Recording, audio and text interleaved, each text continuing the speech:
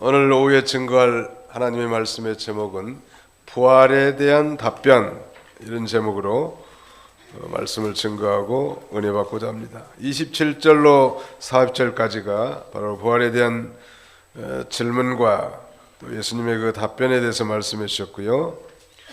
41절로 44절까지는 다윗의 자손에 대한 예수님의 질문. 예수님이 이제 능동적으로 이 다윗의 자손에 대해서 이제 증거해 주신데, 그 이유는 유대인들의 그 메시아관이 잘못됐기 때문에 그걸 시정해 주기 위해서 다윗의 자손에 대해서 예수님이 질문을 역으로 하신 겁니다. 그리고 마지막 45절로 47절까지는 외식하는 종교가들을 경계하심, 외식하는 이 바리새인들과 서기관들을 경계하고 주의하도록 당부하신 것으로 마치고 있습니다. 거기 이제 누가복음 제 20장 27절부터 좀 읽어주시죠. 부활이 없다고 주장하는 사두개인들 중 어떤 이들이 다가와서 예수께 물어 말씀하였다. 선생님, 모세가 우리에게 기록해 주기를 만일 어떤 사람의 형이 자식 없이 아내를 남겨두고 죽으면 그 동생이 그 형수를 취하여 자기 형의 대를 이어 주어야 한다라고 하였습니다. 7 형제가 있었는데 첫째가 아내를 취하였다가 자식 없이 죽고, 둘째와 또 셋째가 그 여자를 취하였고, 7이 다 그와 같이 하였으나 모두 자식 없이 죽었습니다. 마침내 그 여자도 죽었습니다. 그 7이 그 여자를 아내로 취하였으니 부활할 때 그 여자는 그들 중에 누구의 아내가 되겠습니까? 예, 부활할 때 그 여자는 그들 중에 누구의 아내가 되겠습니까? 여러분들이 생각하기에는 누구의 아내가 될 것 같아요? 뜬금없이 질문하니까 뭐 대답할 여유가 없습니까? 유대 사회에서는 소위 계대 혼인법, 계대 결혼법이라는 게 있는데, 만약에 그 큰형이 결혼해가지고 자식이 없이 죽은 거예요. 그러면은 반드시 둘째 동생이 그 형수와 즉 그 형수가 둘째 동생과 재혼을 하게 돼 있습니다. 그래서 그 낳은 아들을 그 형의 이름으로 대를 잇게 하는 소위 계대 혼인법 제도가 있단 말. 근데 원래 이 사두개인들은 어떤 사람인가 우리가 좀 알아볼 필요가 있는데, 이 사두개인들은 소위 바리새파들과 쌍벽을 이루는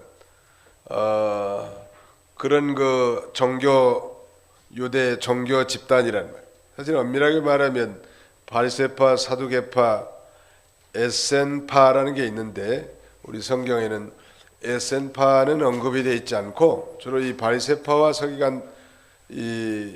바리새파와 사두개파, 이 두 파가 이렇게 등장하고 있습니다. 근데 바리새인들은 그래도 외식하는 자들이지만 천사도 믿고 부활도 믿고 영의 존재도 믿는다는 반해서 이 사두개인들은 전혀 안 믿는 거예요. 말하면 좀 현실주의자라고 할 수 있겠습니다.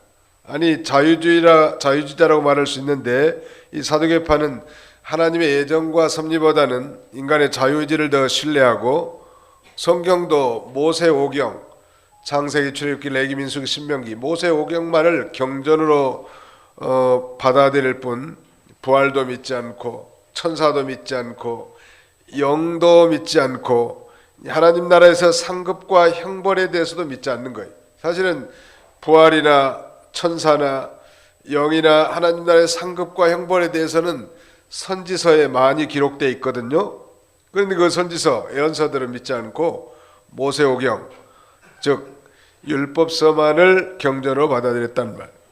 이들은 철두철미한 내세관을 갖고 있었던 이 바리새인들과는 완전히 다르게, 이 말하자면 사상적 대립관계, 바리새파와 이 사두개파는 초대 유대사에 아주 발전된 하나의 그 종교 집단인데 교리가 너무 다른 거예요. 이 바리새파의 교리는 어떤 면에서 그들의 외식하는 걸 제외한다면 교리가 오늘 우리와 좀 비슷한데, 사두개파는 뭐 부활도 안 믿는다, 영의 존재도 안 믿는다, 천사의 존재도 안 믿는다, 장차 상급과 심판에 대해서도 안 믿는다, 다 이렇게 돌아간단 말이에요. 그걸 안 믿었기 때문에 사람은 배운 대로 말하게 돼 있고 믿은 대로 행동하게 돼 있단 말이에요. 그러니까 잘 배워야 되고 잘 배운 사람이 잘 행동하게 돼 있는 거예요. 어려서부터. 한번 더 해보세요. 하나님 말씀을 잘 배우겠습니다. 나는, 따라서 합시다. 나는 오후 예배 때에도 졸지 않습니다. 잘 배워라. 근데 안 존다고 했으니까, 안 존다고 해놓고 존 사람들은 거짓말한 거나 마찬가지. 이 사두개파가 이제 예수님께 와가지고 예수님을 이제 소위 딜레마에 빠뜨리려고 하는 거예요.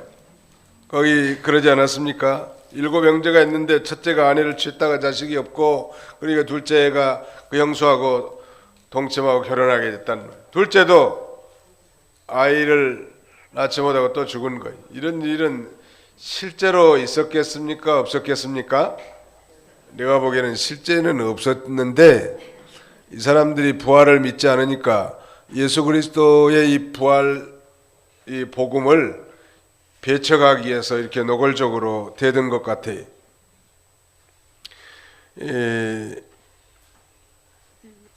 우리는 예수님께서 이 사두개인들의 잘못된 내세관을 시정해 주셨는데, 여기서 우리가 배울 수 있는 건 하나님 나라에서의 삶에 대한 원천적 지식을 제공해 주고, 또 하나님 말씀에 대한 그릇된 이 지식이 얼마나 잘못된 열매를 맺을 수밖에 없는가를 보여주는 거예요. 그 이단들이 우리가 보기에는 좀 이상하잖아요. 예를 들면 여호와 증인 같은 경우에 군대에도 안 가려고 하고, 차라리 뭐 영창에 가느니 나는 군대 안 가겠다.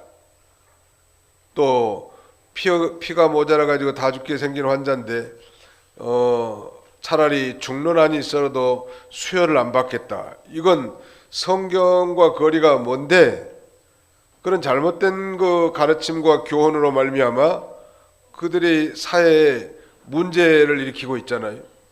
자기가 이 대한민국 사회에서 또 북한과 대치하는 그런 가운데 있는데, 남자라면 당연히 군대를 가야 되지 않겠어요? 군대 뭐 정규 입영 통제를 받을 수도 있고, 혹은 뭐 그다음에 뭐예요? 공익요원으로도 일할 수 있는 거예요. 어쨌든 간에 의무를 다 해야 된단 말이에요. 그래서 군대 안 가겠다. 피도 수혈 안 받겠다. 죽으면서도. 그런데 그것을 자기들은 옳다고 믿고 행동에 옮긴 거예요. 왜 이런 웃지 못할 행동들이 나올까요? 그것은 잘못 배웠기 때문에. 잘못된 것은 옳게 생각이 되고 옳은 것은 틀리게 보이기 때문에 배운 대로 행동하고 있고 믿는 대로 말하게 돼 있다는 말. 오늘 사두개인들이 똑같은 사람들이에요. 부활도 안 믿고 영도 안 믿고 천사의 존재도 안 믿고 장차 영원한 나라에서 상급과 형벌대수다 안 믿기 때문에 아주 애매한 유대사회의 계대 혼인법을 사용해 가지고 자신들의 교리를 교묘하게 정당화시키려고 하는 이런 그 웃지 못할 모습을 오늘 본문에서 볼 수 있습니다. 차라리 모른다고 하면 가르쳐주고 또 배울 소망이 있는데, 잘못된 그런 고집을 가지고 교리를 가지고 정당화시키려고 하는 건 큰 죄 아니겠습니까? 도대체 그러면 7명이 전부 다 아이를 낳지 못하고 다 죽었단 말이에요.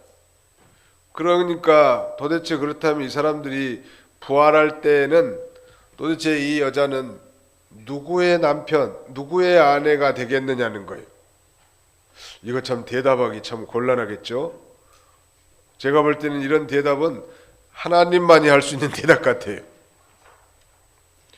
그건 하나님의 나라에 대해서, 영적인 세계에 대해서 너무너무 모르는 거예요.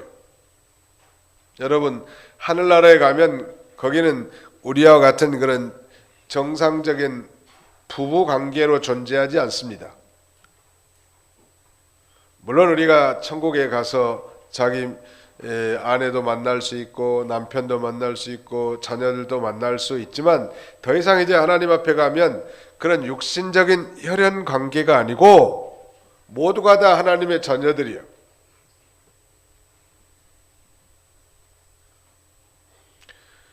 그러니까 뭐 천국은 너무나 좋은 것이기 때문에 자기 부인이 나중에 와도 내 부인도 왔네? 천국에 들어왔네? 뭐 그런 정도지. 뭐 여기서처럼 뭐 죽고 못 살고 그런 관계가 아니라는. 여기도 마찬가지. 여기는 뭐 할아버지도 계시고 그 자녀들도 교회 나올 수 있고 그다음에 그 손자 손녀들도 교회 나올 수 있는데 모두가 다 하나님을 향해서 신령과 진정으로 하나님 아버지 앞에 예배 드리는데 우리가 집중하는 거지. 뭐 돌아보고 우리 손자 왔구만 뭐 그런 정도지. 천국이 바로 그런 곳이란 말. 천국은 바로 그런 부부 관계로 존재하는 건 아니에요. 이제 모두가 다 형제고 모두가 다 자매고 모두가 다 하나님의 자녀로서 하나님을 영원히 찬양하고 섬기는 바로 그런 곳이란 그 세계가 너무너무 좋기 때문에 별로 생각이 안 나요. 거기 한번 볼까요? 예수님이 뭐라고 답변하셨는지 34절부터 또 읽어주세요.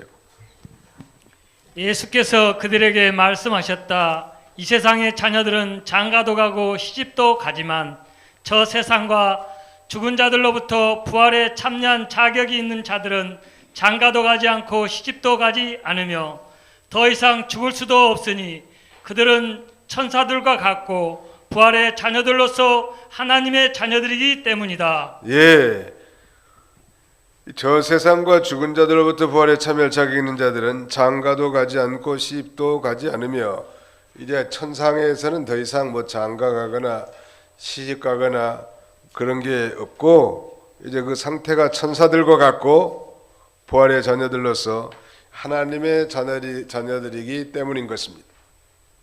근데 이 사두개인들은 자신들의 교리를 이 유대사의 그런 결혼 관습법을 이용해 가지고 부활 교리를 부정하려고 하는 그리고 자기들의 교리를 옹호하려고 하는 그런 공작을 세웠는데 예수님께서 명쾌하게 대답하는 거예요.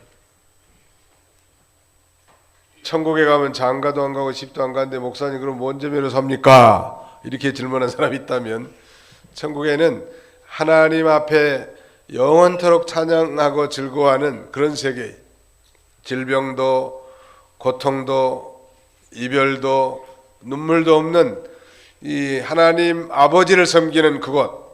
우리가 이제 주일날만 이렇게 소위 선데이 크리스찬으로서 오신 분들은 주일날만 이렇게 하나님 앞에 예배 드리는데 천국에 가면 물론 형식적인 예배를 말하는 게 아니고 신령과 진정의 예배, 성령의 충만해서 하나님의 임재와 영광 속에서 드려지는 예배, 그때 말할 수 없는 우리 영이 기쁘고 즐거운 그런 상태가 천상에 가면 계속 된단 말이에요.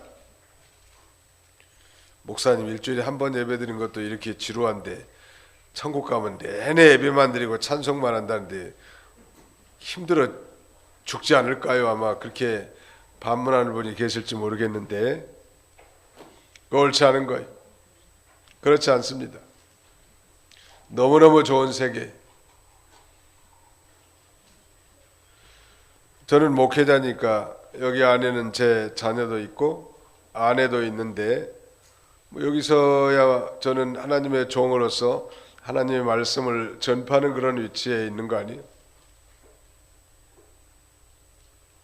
그래서 여기서는 아무튼 하나님의 법도를 따르는 게 좋아요. 가령 뭐 집사님들끼리도 서로 아무개 집사님 이렇게 호칭하는 게 좋다고. 언니 이러면 안 된다고 교회에서. 그건 밖에서 나가 자기들끼리 있을 때 하든지 말든지. 그 목사 사모 같은 경우는 교회에서는 당연히 목사님 이렇게 부르면 괜찮을 것 같아요. 집에서는 그렇게 할 필요 없을 것 같아요. 목사님 저를 사랑하십니까? 뭐 이렇게 아니 자기 집에서는 자기 남편이지 거기서도 목사인가? 그런 걸 좀 잘 구분해야 될 거예요. 어떤 사람 교회 와서도 언니, 너냐, 나냐, 아무개야 이름 부르면서 이렇게 하는 건 그건 적합하지 못해. 정중하게 아무개 집사님, 아무개 집사, 권사님 이렇게 해주는 게 좋다는 말. 그게 절대 그런 얘기 아니에요. 언니, 뭐 동생 이랬느냐 저랬느냐 그렇게 하지 마세요. 이건 하나님의 나라 아니에요. 여기가. 이 다음에 하나님 앞에 가면 그 세계가 너무너무 좋기 때문에 모두가 하나님을 향해서 찬송하고 예배하고 즐거워하는데 뭐 자기 지상에서 믿는 자기 아내가 올 수도 있고 자식이 올 수도 있는데 함께 그 영광 가운데 참여하는 거예요. 그런데 이 사두개인들은 그런 영적 세계는 전혀 모르기 때문에 이 지상의 결혼 그 원리 가지고 천상에까지 확대시켜 가면서 아들이 7 있는데 큰아들이 자식도 없이 죽었으면 둘째 아들이 가서 결혼하고 둘째도 마찬가지고 7째까지 그래 가서 다 죽었는데 그러면 천국 가면은 이 여자는 도대체 누구의 부인입니까? 그것은 전혀 하늘나라의 세계를 모르는 처사라는 것. 하나님 나라에 가면 그렇지 않다고 예수님 말씀하셨잖아요. 이 세상의 자녀들은 장가도 가고 시집도 가고 언니 동생도 있고 남편 부인도 있지만 그러나 천상에는 그렇지 않단 말. 이제 더 이상 죽을 수도 없으니 그들은 천사들과 같고 부활의 자녀들로서 하나님의 자녀들이기 때문이다.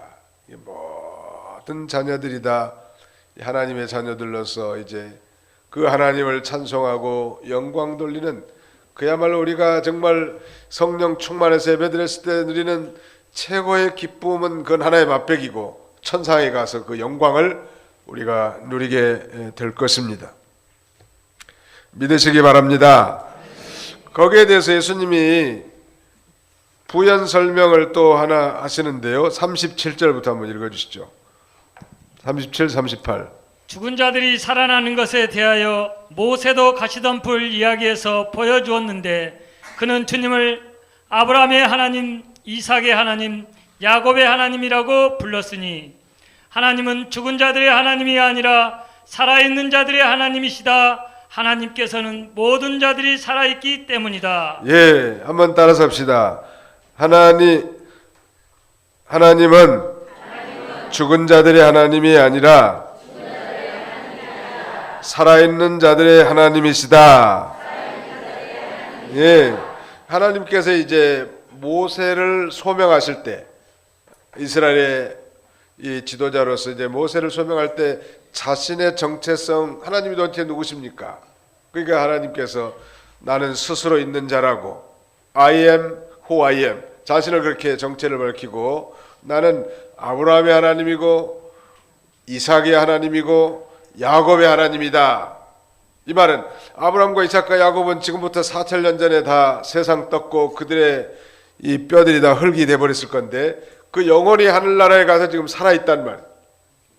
엊그제 돌아가신 우리 장순성 권사님도 이제 육신은 그걸 깨끗이 씻어서 여물해서 우리가 이제 내일 발인하고 화장을 하게 되겠는데 그 영혼은 금요일 새벽 5시 20분에 불시에 하나님이 취해가셨습니다.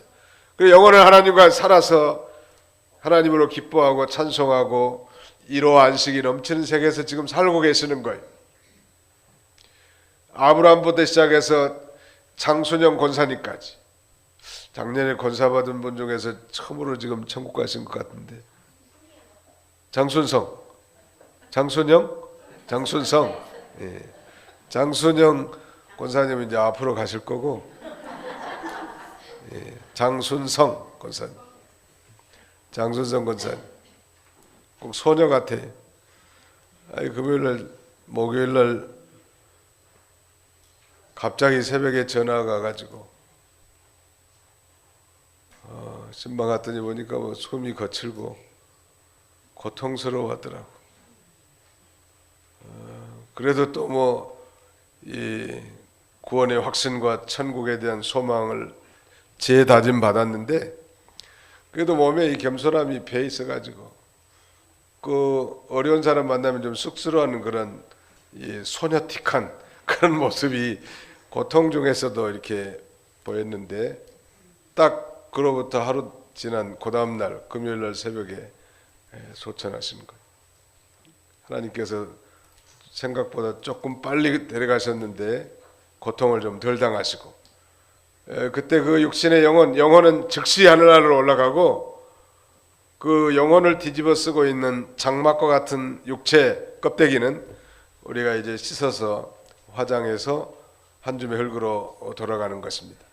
이게 말씀드린 요지는 아브람도 지금 살아있고 하나님 편에, 이삭도 살아있고 야곱도 살아있고 김재주 집사님도 살아있고 장순성 권사님도 살아계시단 말이에요.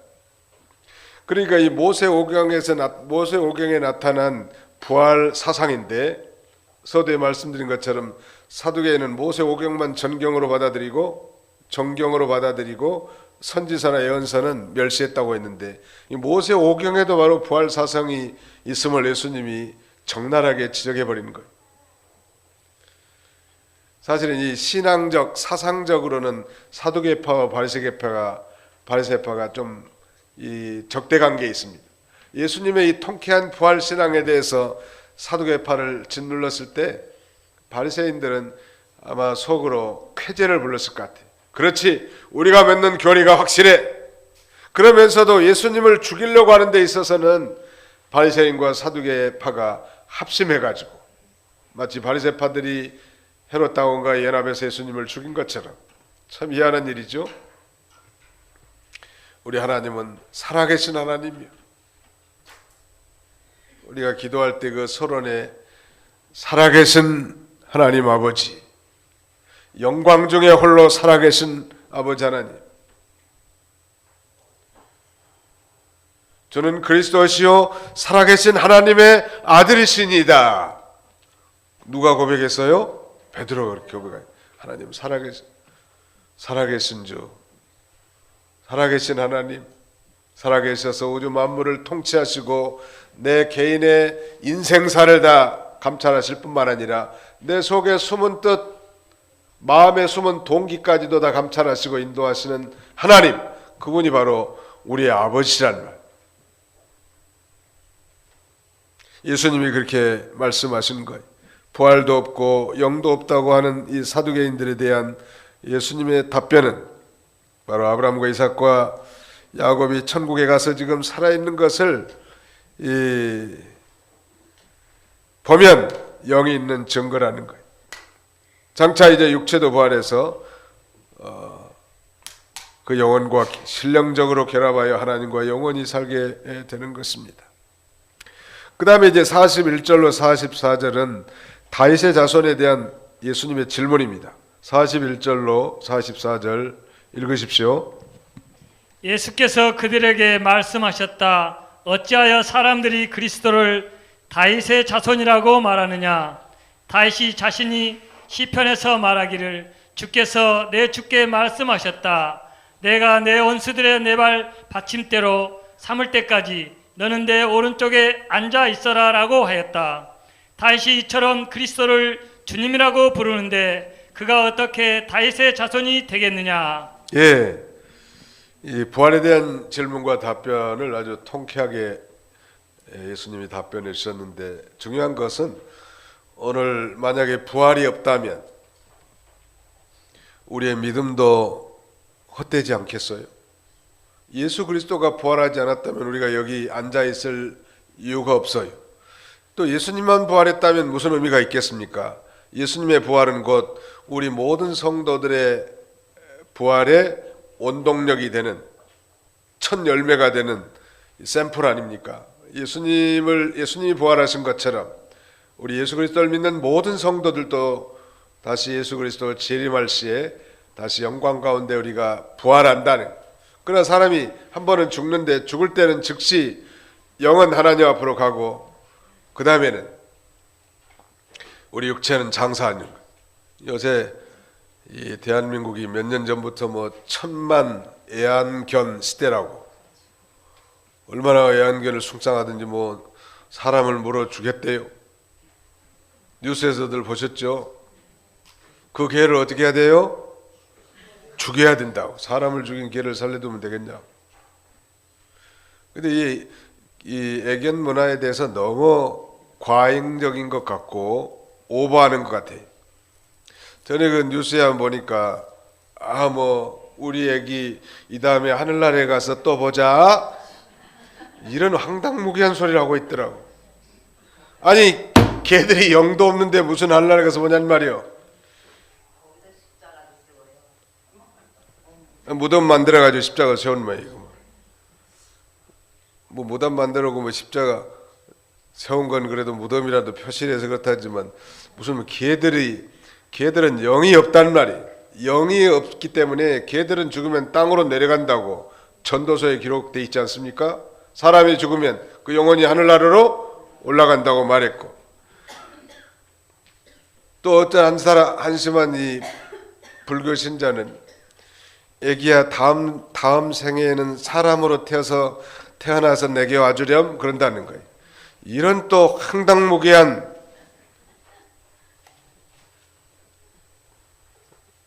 그건 그야말로 개소리요.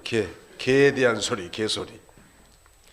여러분 그런 것에 대한 분명한 분별력을 가져야 합니다. 우리가 개를 사랑하고 애완동물들을 사랑하는 것은 우리 그리스도인들이 마땅히 해야 합니다.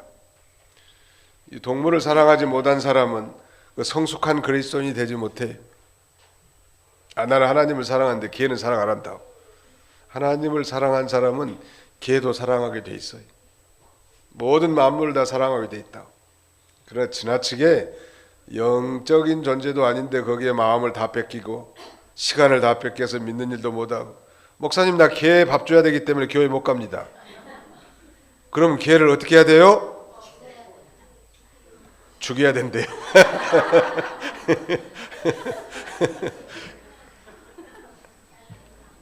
또 죽일 때도 그거 좀 잘 죽여야 돼.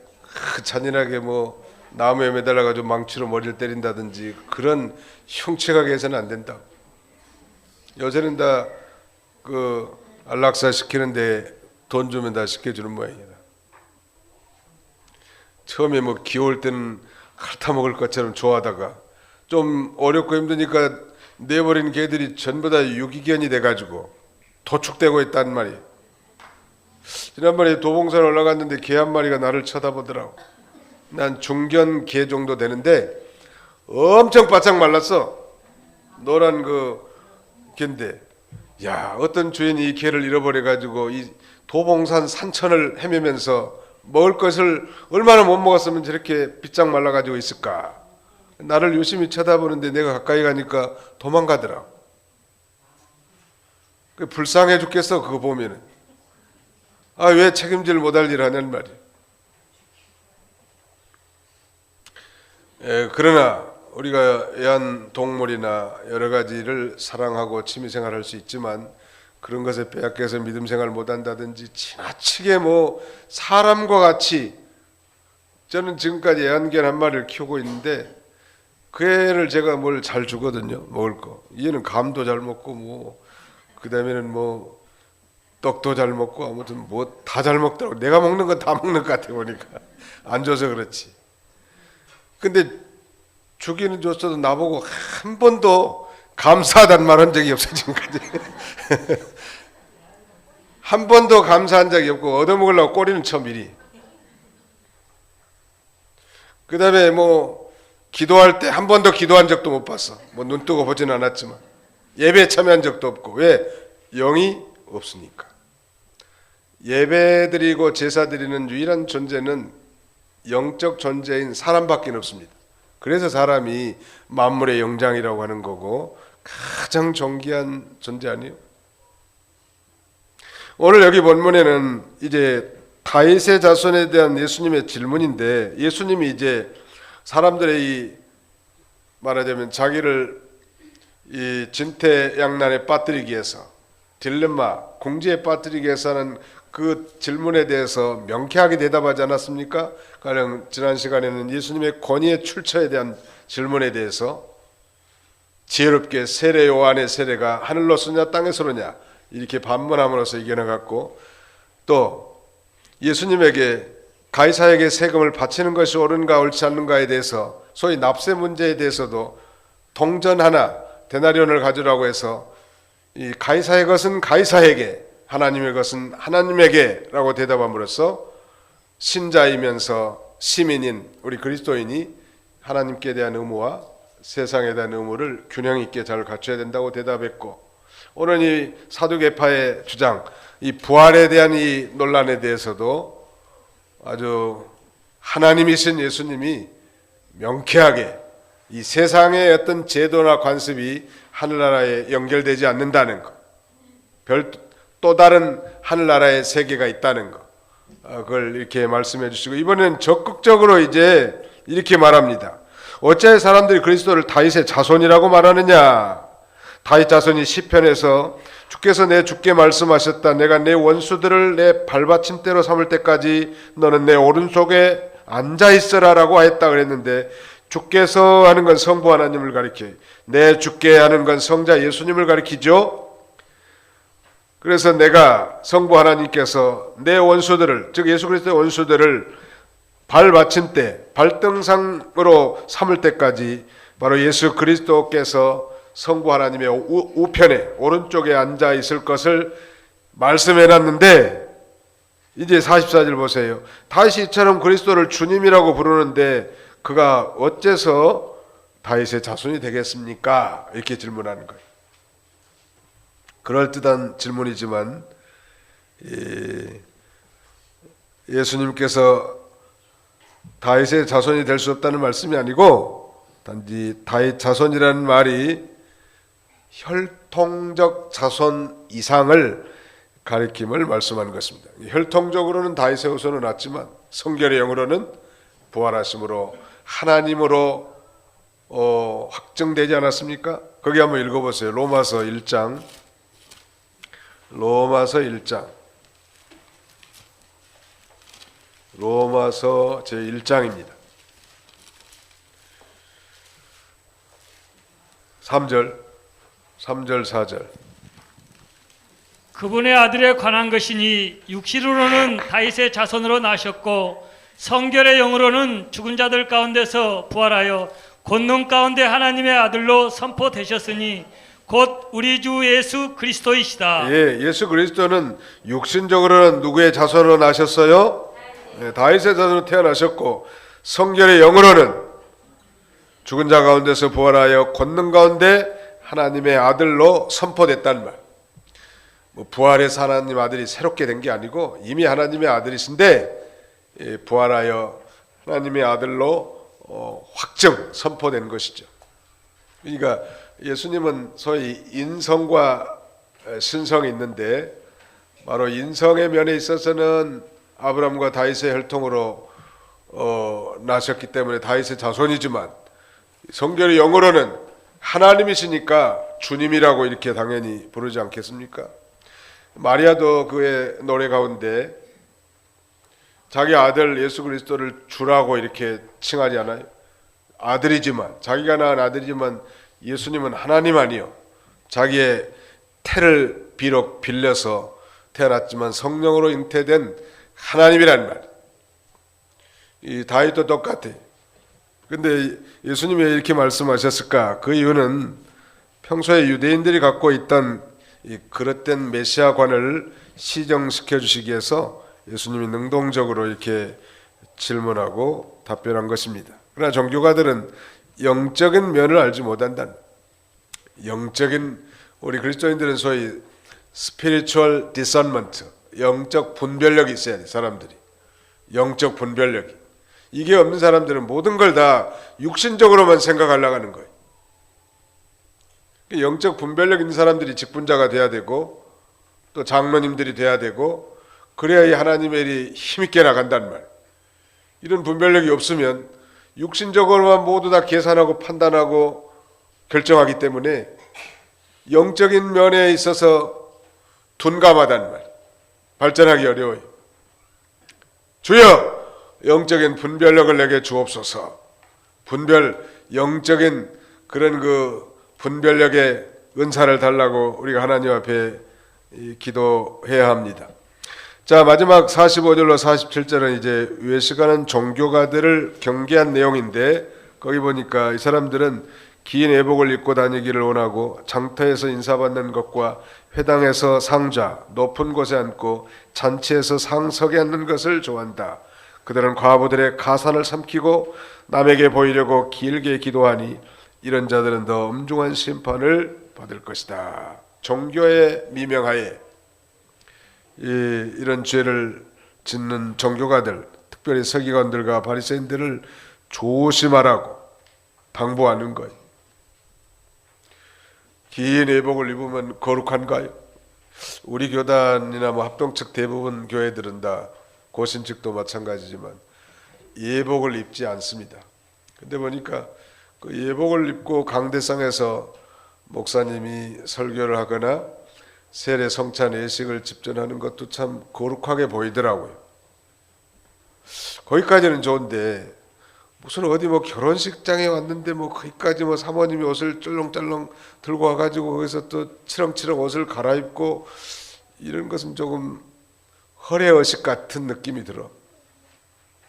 정말 우리가 회개하고 심령이 정결하고 하나님 앞에 바로 예배드리는 게 중요한 것이지, 그 긴 예복을 늘어뜨리는 제사장복을 입고 거룩한 척하면서도 온갖 속으로는 각양죄를 범한다면 그게 무슨 의미가 있는가? 그러므로 예식하지 말라는 거예요. 그리고 예식하는 그 종교가들을 경계하라는 거예요. 한번 따라합시다. 예식하지 말고, 다시 외식하지 말고 진실해야 합니다. 거짓말한 거 회개하고 양심 똑바로 써야 된다. 예수 믿는 사람이 신앙 양심 똑바로 안 쓰면 그건 믿음이 파선한 것 같다고 하지 않았습니까? 우리 교회에서 특별히 강조하는 것 가운데 하나는 양심을 똑바로 쓰라는 거예요. 목사든 평신도든 양심을 똑바로 써야 돼.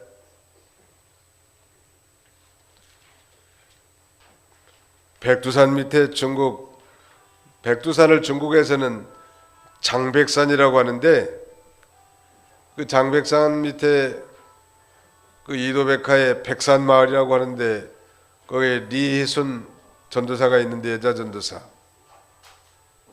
전도 열정이 얼마나 뛰어나든지 예수를 믿고 구원받아 가지고 전도를 많이 했단 말이에요. 그래서 이 동네에서 전도하면은 지도자 하나 세워가지고 거기다 교회 하나 세우고, 또 다른 동네 옮겨가지고 거기서 전도해가지고 일주일간 교육시켜서 또 지도자로 세우고, 그래서 무려 40개 교회를 세웠다는 거예요. 여자가 만나보니까 아주 야무지게 생겼어. 여장부요. 그 당시에는 우리 교단에서 가르치는 이 학습 프로그램을 왜 왔느냐, 뭐가 좋으냐 그랬더니 자기가 처음에 참석했는데 송항규 선교사님이라는 분이 와가지고 첫 시간에 성경을 가르치는데 양심을 똑바로 쓰라고 얼마나 큰 소리를 치든지 거기서 그만 끝복 가버린 거야, 이 처녀 전도사가. 그래서 우리 학습하는데 계속 참여했고, 그 동생 이영철 목사는 동국신학교 졸업하고 지금 아마 안도 담임 목사인지 모르겠는데 거기 열심히 일하고 있습니다. 그 양심을 똑바로 써야 합니다. 이걸 잘 말 안 하는 거예요. 우리 옆에 사람 한번 쳐다보세요. 양심 쓰십시다. 시작. 양심을 쓰십시다. 양심 쓰라고. 양심, 선과 악을 다 분별해 준단 말. 특별히 우리 예수 믿는 사람의 양심은 신앙 양심이요, 하나님의 말씀에 비판받는 양심. 제사 지내는 것은 세상 사람들은 양심에 옳고 효도라고 생각할지 모르지만 우리 그리스도인들은 제사 지내는 건 말씀에 비판받으면 그건 죄예요. 예수 믿는 사람들이 제사 지내는 건 죄라고. 그래서 우리는 할 수 없는 거죠. 외식하지 말고 진실하라는 거. 그리고 예식가들 닮아가지 말고. 특별히 예수님은 마태복음 6장에서 3가지 외식하지 말고 진실하라고 가르칩니다. 첫 번째는 이 구제하는데 외식하지 말고 진실하는 거. 헌금. 우리는 헌금 바구니는 돌리진 않고 뒤에다가 헌금 함을 비치하고 자율적으로 이렇게 하도록 합니다만 어떤 데 가면은 꼭 바구니를 앞에다 이렇게 돌리는 거예요. 그러니까 이거 뭐 안 할 수도 없고 할 수도 없고 하자니 1,000원짜리 할 수도 없고, 그러니까 어떤 사람이 주먹을 꼭 쥐고 있다가 헌금함에다 쑥 집어넣었다가 뺐대. 돈도 안 하면서. 그게 바로 외식이요. 안 하면 그만이지. 자기 앞에 헌금함이 지나가니까 안 할 수가 없고, 하나님 앞에 바로 해야 되지 않겠어요? 그 다음에는 기도하는데 외식하지 말라니. 기도하는데도 이 외식하지 말고 진실하게 한마디 하면 되는 거예요. 하나님, 아버지, 지난 한 주간 동안 하나님 말씀을 떠나서 잘못되게 살았습니다. 하나님 불쌍히 여겨주시고 이제는 말씀대로 살아가게 해주시옵소서. 얼마나 간단하잖아요. 하나님 아버지, 감사합니다.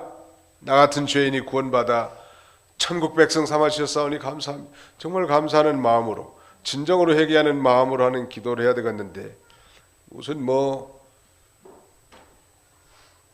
유명한 문장을 이 미사여구를 써서 마음에도 없는 얘기를 하나님 앞에 기도한다면 하나님이 너 지금 뭔 소리 하고 있느냐 그럴 거 아니에요. 어떤 사람이 은행에 가지고 돈을 찾으러 갔는데 가면은 전표에다가 돈 얼마 쓰고 자기 이름 서명해 가지고 행원에게 그 점원에게 제출하면 되는 거 아니에요? 그러면 이제 알아서 돈 내줄 건데 은행에 와가지고 이 사람 쳐다보고 저 사람 쳐다보고 이리 갔다 저리 갔다, 자기 목적은 그거 아닌데 말이죠. 하나님 앞에 갔으면 하나님 앞에 분명한 태도를 취해야 될 거 아니에요? 외식하지 말라니. 한 가지 더 덧붙인다면 뭘 외식하지 말아야 될까? 예수님이 여기서 가르치는 건 거의 금식하는데 외식하지 말라니. 금식. 정말 금식이라는 건 흉하게 결박을 풀어주고 기도가 잘 안 되다든지 그다음에는 은혜 생활이 떨어졌다든지 그러면 금식이라도 해서 하나님 앞에 기도하는 걸 하나님이 기뻐하실 거예요. 근데 아주 금식 만능주의가 돼가지고 어떤 분은 자기 명함에다가 40일 금식 기도를 이해했음 그렇게 써서 갖고 다닌다는데 부끄러운 줄 알아야지 금식했으면. 그리고 또 일부러 바리새인들은 아주 얼굴을 흉악하게 한다는 거 아니? 나 금식했습니다 이렇게. 다른 사람이 금식한지 알지도 못하게 머리도 좀 단정하게 빗고 깨끗하게 복장하고 와야 되겠는데 이게 사람들에게 보이려고 외식하지 말라니. 우리 믿는 사람들이 외식하는 죄를 범하기가 쉬워요. 저부터라도. 그래서 교회에서는 다 거룩하고 아름답게 보이지만 밖에 나가면 전혀 다른 행동 한다면 그게 정말로 외식 아니? 바리새인과 서기관들이 그렇게 살았단 말이에요. 우리는 외식하지 말고 진실한 삶을 사는 저와 여러분들이 다 되시기를 주님의 이름으로 축원합니다. 거룩하신 하나님 감사합니다. 우리 하나님 아버지께서 오늘도 새벽부터 이 시간까지 주의 사랑하는 권속들을 불러 모으시고 신령과 진정으로 하나님 앞에 예배드릴 수 있도록 은혜 주심을 진심으로 감사합니다. 자비로우신 우리 아버지 하나님, 이 한뼘 인생이고 참된 소망을 가지라 우리에게 말씀해 주신 주님, 우리의 인생이 70이여 강건하면 80이라도 그 년수의 자랑은 수고와 슬픔뿐이요 신속히 가니 우리가 날아가나이다 고백한 시인과 같이 우리의 인생이 정말 짧고 허무하며 한정되어 있다는 사실을 깨닫고 정말 겸손히 자신의 남은 날수를 계수해보고 지혜로운 그리스도인들이 다 되도록 하나님이 인도하여 주시옵소서. 자비로우신 우리 아버지 하나님, 예수 그리스도께서 이 사두개인의 이 잘못된 이 부활 이 관에 대해서 교정시켜 주었는데 우리 모두 다 예수 믿는 사람들은 다 장차 주님 재림할 때 영광 가운데 부활하게 되고 또 예수를 믿고 죽은 자들은 그 영이 즉시 하나님 앞에 가서 살아있다고 했사오니 이런 분명한 사실 앞에 우리가 흔들리지 않고 신앙생활하도록 하나님께서 도와주시기를 간절히 바라옵곤 합니다. 우리 하나님은 산자의 하나님들이고 모든 산자들이 다 하나님께 속해 있는 줄 알고 우리 살아서 영생을 얻은 자들이 날마다 주님의 이름으로 모여 예배하고 봉사하고 섬기며 사랑을 전하는 그런 저희들이 다 되게 하여 주옵소서. 오늘 오후에 있을 우리 장수영 권사님 소천을 문상 예배를 가고자 하오니 하나님께서 같이 해주시고 모든 유족들에게 위로해 주시고 우리가 이 참된 소망을 가지고 우리가 더욱 힘있게 이 믿음 생활을 잘 감당하는 저희들이 되게 하여 주옵소서. 예수님의 이름으로 기도하옵나이다. 아멘.